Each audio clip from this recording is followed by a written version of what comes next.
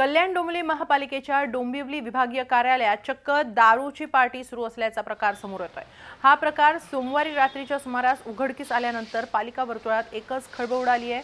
ग प्रभाग अंतर्गत येणाऱ्या डोंबिवली विभागीय कार्यालयातील फेरीवाला हटाव पथकातील 3 ते 4 कर्मचाऱ्यांची रात्री 9च्या सुमारास जोरदार दारू पार्टी सुरू होती। या पार्टीची कुणकुण लागताच बाजूलाच असणाऱ्या पत्रकार कक्षातील काही पत्रकारांनी तिथे जाऊन खातरजमा केली। पत्रकारांनी घटनास्थळी पाहणी केली असता तळमजल्यावर असलेल्या भांडारगृहातून या कर्मचाऱ्यांनी बाहेर पळ काढला।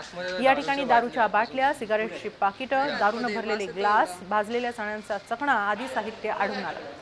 मात्र दारू पार्टी करणाऱ्या या कर्मचाऱ्यांची नावं अद्याप समजू शकलेली नाहीत। कल्याण डोंबिवली महापालिकेतल्या डोंबिवली विभागीय कार्यालयामधल्या दारू पार्टी घटनेचा सर्व स्तरांमधून तीव्र निषेध करण्यात येतोय।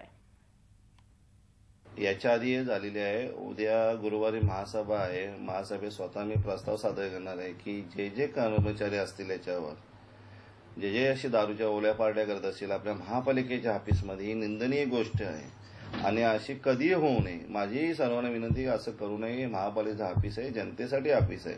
प्रत्यक्ष अधीक्षकांनी किंवा पथक प्रमुख जे भालेराव आहेत त्यांनी मला अहवाल दिल्यानंतरच मी या विषयावर बोलेल।